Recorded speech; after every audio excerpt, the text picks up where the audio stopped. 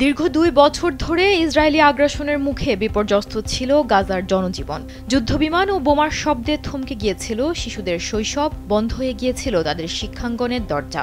যুদ্ধের ধ্বংসস্তূপের মধ্যে কেউ কল্পনা করতে পারেনি আবার নতুন করে বই খাতা হাতে স্কুলের পথে ফিরবে গাজার শিশুরা। কিন্তু মার্কিন প্রেসিডেন্ট ডোনাল্ড ট্রাম্পের মধ্যস্থতায় হওয়া যুদ্ধবিরতি চুক্তির পর অবশেষে সেই অসম্ভব স্বপ্ন বাস্তবে রূপ নিতে শুরু করেছে। জাতিসংঘের ফিলিস্তিনি শরণার্থী বিষয়ক সংস্থা UNRWA নিশ্চিত করেছে শনিবার থেকে গাজার প্রায় ৩ লাখ শিশু আবারও নিয়মিত ক্লাস শুরু করেছে। নীল মজাদার গোলমার্ক পপস, কুরমুরে বাইতে ফুরফুরে লাইফ। সংস্থাটির মিডিয়া উপদেষ্টা আদনান আবু হাসনা জানিয়েছেন, প্রায় ১০,০০০ শিক্ষার্থী সেই সব স্কুল ভবনে ক্লাস করছে যেগুলো এখনো টিকে আছে বা আশ্রয় কেন্দ্র হিসেবে ব্যবহৃত হচ্ছে।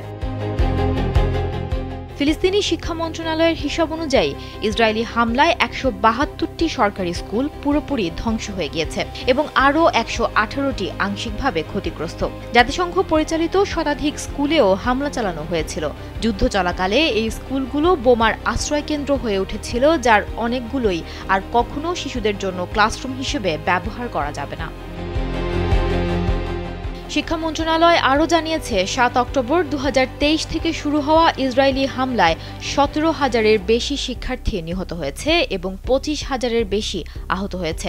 মারা গিয়েছে ৭ শতাধিক শিক্ষক কর্মকর্তা। বিশ্লেষকরা এটিকে শুধুমাত্র একটি মানবিক বিপর্যয় নয়, বরং একটি প্রজন্মকে নিশ্চিহ্ন করার পরিকল্পিত হত্যাযজ্ঞ বলে মনে করছেন। বাস্তবতা হলো, এখনও গাজার বিশাল অংশ বসবাসের অনুপযোগী। ইসরায়েলি হামলায় ৬৮,০০০-এরও বেশি ফিলিস্তিনি নিহত হয়েছে, যাদের অধিকাংশই নারী এবং শিশু। এ পরিস্থিতিতে শিক্ষার স্বপ্ন দেখা এবং তা বাস্তবায়ন করা গাজার মানুষের জন্য এক ধরনের প্রতিরোধের প্রতীক হয়ে উঠেছে।